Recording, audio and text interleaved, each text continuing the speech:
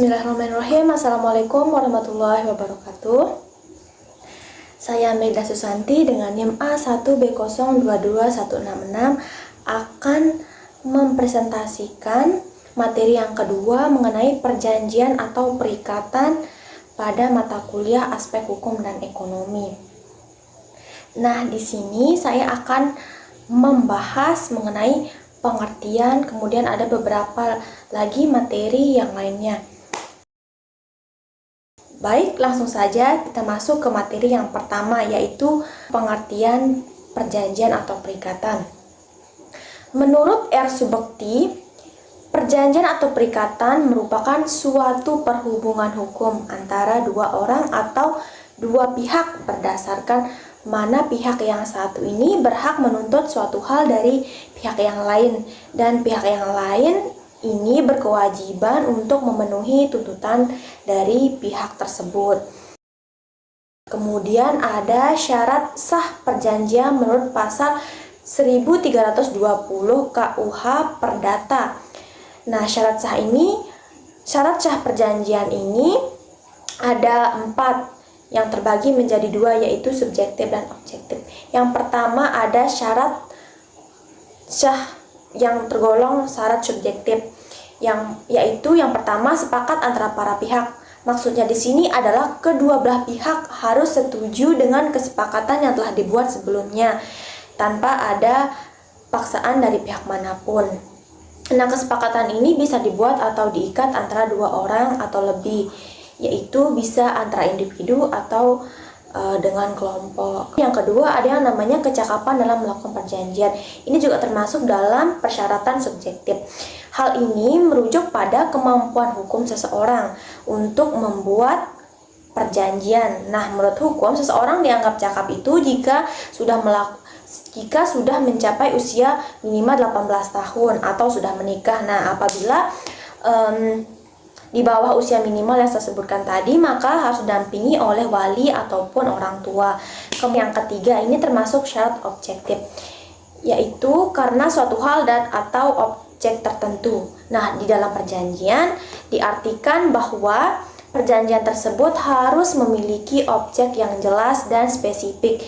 Nah, ini merujuk pada hal yang menjadi inti atau tujuan dari perjanjian, seperti halnya barang, kemudian jasa atau hak yang diperjanjikan oleh para pihak. Yang terakhir, ini termasuk syarat objektif, suatu sebab yang halal. Yang ini dimaksudkan kesepakatan yang dicapai itu harus menyangkut hal-hal yang legal dan tidak bertentangan dengan undang-undang, kemudian moral, atau dengan ketertiban umum. Nah, pernyataan sepakat harus disampaikan secara jelas dan tidak ambigu. Artinya, isi perjanjian tersebut harus jelas dan diungkapkan dengan bahasa yang mudah dipahami oleh semua pihak. Nah, hal ini tidak ada unsur ambiguitasnya mengenai hak dan kewajiban yang telah disepakati sebelumnya, agar tidak menimbulkan sengketa di kemudian hari. Kita lanjut ke harga dan cara pembayaran. Nah, yang pertama ada harga yang disepakati dan harga yang harus dibayar. Misalnya, kalau kita berbelanja ke Alfamart atau Indomart, tertera nih harga 14.800, maka itulah harga yang harus kita bayar, tidak kurang dan tidak lebih. Kemudian ada uang muka dan pelunasan. Kita kasih contoh waktu pembelian motor.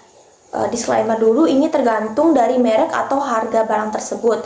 Misalnya nih, barang atau harga motor tersebut berkisar harga 30 jutaan, maka DP yang harus kita bayar sekitar 2 juta untuk cicilan per bulannya. Ini sekian, kemudian lunasannya sekian. Nah, seperti itu. Ketiga, ada perubahan harga.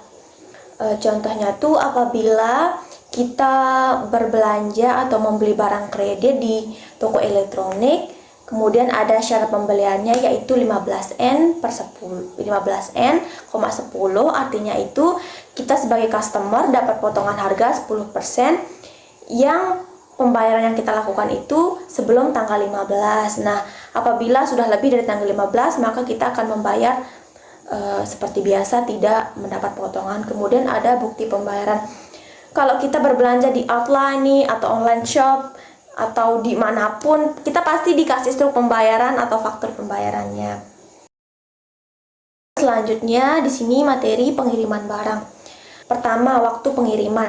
Nah, kalau yang sering berbelanja di Shopee pasti tahu soal ini karena hal ini udah nggak asing lagi bagi para penggunanya. Biasanya kita tuh milih daerah Surabaya karena waktu pengirimannya itu cepat, sekitar 3-4 hari. Ada waktu sampainya barang. Lagi-lagi kita bahas Shopee. Contohnya tuh apabila kita sebagai customer sudah melakukan pembayaran, maka nanti ada di laman atau ikon pengiriman itu tertera estimasi sampainya barang tersebut, misalnya dari tanggal 4 sampai tanggal 5 atau enggak sampai tanggal 6. Nah, ada jenis atau kendaraan angkut. Di sini ada opsi reguler, kemudian hemat dan kargo. Kita sebagai customer bisa memilih hal tersebut. Nah, kalau reguler sama hemat biasanya dikirim oleh jasa kurir motor, sedangkan kargo itu disalurkan menggunakan truk dan opsi kargo ini biasanya sudah terjamin aman. Hal ini balik lagi kepada kita sebagai customer mau pilih yang mana, tergantung dengan barang yang kita pilih di Shopee. Yang terakhir ada sanksi atas keterlambatan pengiriman. Hal ini berkaitan dengan estimasi sampainya barang. Nah, apabila estimasi barang tersebut dari tanggal 2 sampai 4, namun barang tersebut sampai tanggal 6, maka penjual akan memberikan cashback pada kita. Baik, selanjutnya ada konsekuensi hukum tidak terpenuhinya syarat sah perjanjian. Yang pertama itu ada syarat subjektif. Nah, di sini perjanjiannya dapat dibatalkan atau dapat direvisi, tergantung dari kedua belah pihak. Ada syarat objektif. Perjanjian tersebut bisa batal demi hukum. Wan prestasi. Di sini wan prestasi itu bahasa sederhananya yaitu ingkar janji. Nah, contohnya pertama, tidak melakukan perjanjian, dilakukan namun terlambat, melakukan perjanjian tapi tidak sesuai dengan dijanjikan. Yang keempat, dilakukan tapi dilarang yang diperjanjikan di awal. Terakhir, tidak melaksanakan kewajiban sesuai yang disepakati di awal perjanjian.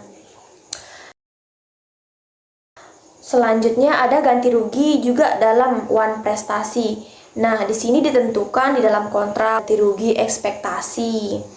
Kemudian ada penggantian biaya. Yang keempat, restitution. Nah, di dalam hukum biasanya restitusi ini kewajiban untuk mengembalikan barang, harta, uang, atau hak yang diperoleh secara tidak sah kepada pemilik yang sah. Misalnya kita kasih contoh, ada seorang konsumen membeli produk dari sebuah perusahaan yang ternyata cacat atau rusak, maka konsumen tersebut bisa komplain atau restitusi berupa pengembalian uang atau refund, atau pengembalian juga bisa diganti dengan produk yang sesuai. Yang terakhir, melaksanakan kontrak sepenuhnya. Oke, materi terakhir yaitu force majeure. Force majeure ini adalah keadaan di mana terjadi hal-hal di luar dari kehendak para pihak, misalnya bencana alam. Nah, kita tidak bisa memprediksi bencana alam itu terjadi kapan. Maka kedua belah pihak bisa merevisi atau membuat ulang perjanjian. Nah, yang kedua itu ada huru-hara, kemudian pemberontakan dan perang. Sekian dari video saya. Wabillahi taufiq wal hidayah. Wassalamualaikum warahmatullahi wabarakatuh.